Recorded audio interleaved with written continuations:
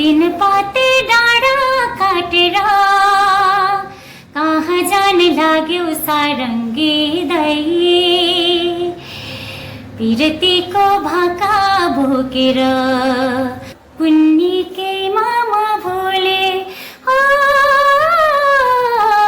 डाले डाले फुल फुल्यो पात पात म भोले फुल भुल्यो भुमरामा फुल भुल्यो भुमरामा कुन्नीकै मामा भोले कुन्नीकै मामा भोले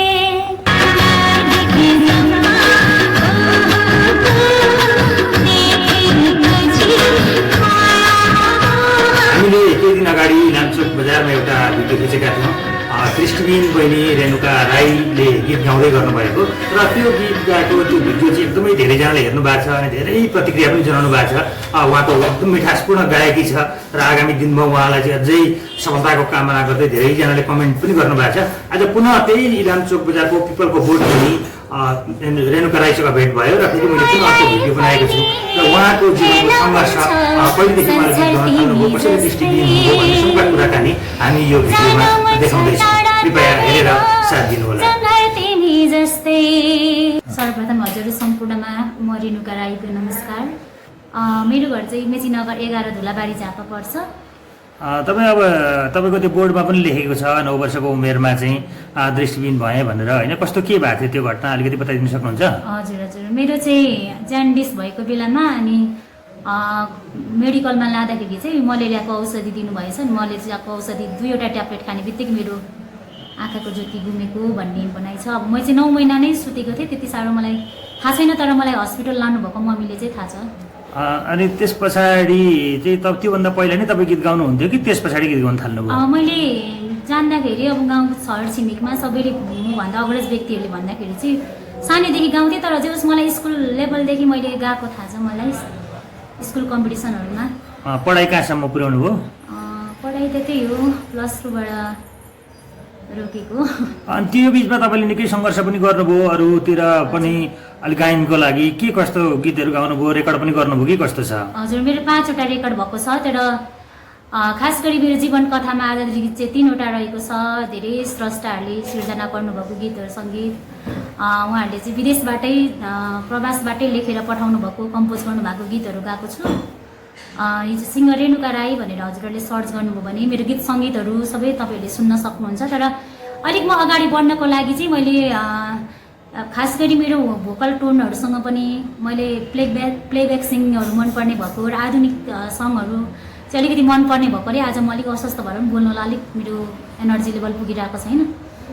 त्यसले गर्दाखेरि त्यो क्षेत्रमा अझै अगाडि बढ्छु भनेर अझै चिनिनुको लागि चाहिँ मैले स्ट्रगल गरिरहेको छु। अब घरको अलिकति आर्थिक स्थिति, आर्थिक सपोर्ट, अब घरको स्थिति नाजुक भएको कारणले गर्दा अब आफूसँग कला भएकोले कलालाई प्रदर्शन गरेर कतिपय साथीहरूले पसलहरूमा गएर कलेक्सन गर्नुहुन्छ, पसल गरेर उठाउने गर्नुहुन्छ, तर मलाई चाहिँ त्यो मन पर्दैन। मैले सकेसम्म मेरो कलाले मेरो क्षमताले भ्याएसम्म अरूसँग म हात फैलाएर माग्नुभन्दा पनि मेरो आवाजलाई मन पराएर उहाँहरूले कलालाई सम्मान गरेर दिनुभएको, सपोर्ट गर्नुभएको भनेको मेरो लागि छुट्टै इज्जतको प्रतिष्ठाको कुरा मलाई छुट्टै लाग्छ। त्यही भएर नै मैले यसरी गरिरहेको छु। अहिले गीत गाउनु चाहिँ तपाईँले आफ्नो जीवन जिउनकै लागि यसरी गीत गाइरहनु भएको छ? जीवन जिउन भन्दा पनि मैले नयाँ गीत सङ्गीत गर्नको लागि मैले अघि नै भने नि जति म अलिक हाइलाइटमा आउन सकिनँ त्यो गीत सङ्गीतले, र अब अझ अगाडि बढ्नको लागि त्यति बेला मैले युट्युब च्यानल पनि आफैले खोल्नुपर्ने रहेछ। सबैले भन्नुभयो सहयोग गर्ने, देश विदेशमा गर्नुहुनेले, तर मैले त्यति बेला अब त्यो कुरा पनि जानिनँ। यो गरेको कारणले आफ्नै युट्युब च्यानल भएको भए चाहिँ हामीले केही सपोर्ट पनि गर्थ्यौँ भन्ने पछिबाट उहाँहरूबाट त्यो कुराहरू पनि आएको थियो। अब जस्तो धेरैजनाले कमेन्ट के गर्नुभएको छ भने अब भोइस अफ नेपाल भयो होइन, नेपाल आइडल भयो, लगायत रियालिटी सोहरूमा पनि गएर जाँदा हुन्छ, यतिको भोइसले रेणुकाले गर्न सक्छ भनेर पनि भन्नुभएको छ। हजुर, त्यो सबैले भन्नुहुन्छ, मलाई एकदमै धेरै खुसी लाग्छ। तर म अलिकति बिचमा अलिक बिरामी पनि छु, यो अलिकति दबाईहरू खाइराख्नु पर्ने भएको कारणले गर्दाखेरि पनि गएको छुइनँ, र प्लस अब धेरै बिरामी भइराख्दाखेरि अलिक गाह्रो पनि हुँदो रहेछ। त्यहाँ अस्ति हाम्रो दृष्टिबिन साथीहरू नै पनि जानुभएको थियो, उहाँहरूले पनि यसरी सडकमा कार्यक्रम गर्दै त्यहाँ बस्ने खाने व्यवस्था आफैले मिलाएर गरेको भन्ने हाम्रो विकास थारू अस्ति विनर हुनुभएको हाम्रो कोशिश पाण्डे भाइहरू जहाँ गएको कुरामा हामीले सबै कुराहरू सेयर हुन्छ। त्यस्तो रहेछ, त्यो मैले पनि त्यति साह्रो त बुझेको छुइनँ, तर मलाई पनि जाने चाहना चाहिँ हो।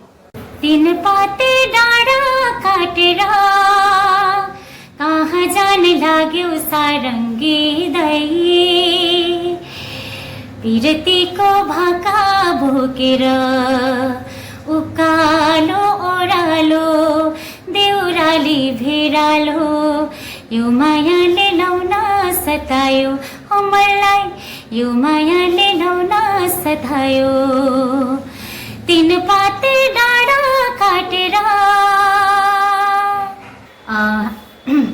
यो अगाडिको सातामा मैले गाएको थिएँ हाम्रो विप्लव सरकै लोकप्रिय अनलाइनबाट नै आएको थियो र मैले धेरै सडक कार्यक्रममा गएँ। सुरक्षाकर्मीज्यूहरूले पनि अब गाडीहरूमा हिँड्दाखेरि चाहिँ हामीलाई अब गाडीको बिलबुकहरू लाइसेन्सहरू माग्ने क्रममा चाहिँ मलाई देखिहाल्नुहुन्थ्यो अनि उहाँहरूले चाहिँ मसँग धेरै कुरा गर्नुहुन्थ्यो अनि मलाई एकदम सपोर्ट अनि हाम्रो मिडियालाई पनि धन्यवाद छ भनिदिनु हामीले तपाईँको स्वर एकदमै तपाईँको फ्यान फलो छौँ हामी एकदमै धेरै तपाईँलाई सपोर्ट गरिरहेको छौँ भनेर हामीलाई सुरक्षाकर्मीज्यूले पनि बाटो बाटोमा धेरैले भन्नुभयो अनि अन्य अब जति पनि सडकमा कार्यक्रम गर्छु त्यो ठाउँको गाउँको स्थानीयवासी सम्पूर्ण दाजुभाइ दिदीबहिनीहरूले पनि सपोर्ट गर्नुभयो र सर्वप्रथम दाइलाई पनि धेरै धेरै धन्यवाद दादा नै भन्छु सर भन्नुभन्दा पनि एकदम नजिकको साइन अगाडिदेखि चिनेको भएर मलाई यहाँसम्म चिन्ने अवसर प्रदान गरिदिनु भएको छ सबैले अब मलाई यसरी फ्यान फलो सपोर्ट गरिदिएकोमा धेरै खुसी छु एकदमै आभारी छु सबै हजुरहरू सबैजनासँग मलाई पनि हेर्न मन छ संसार तिमी जस्तै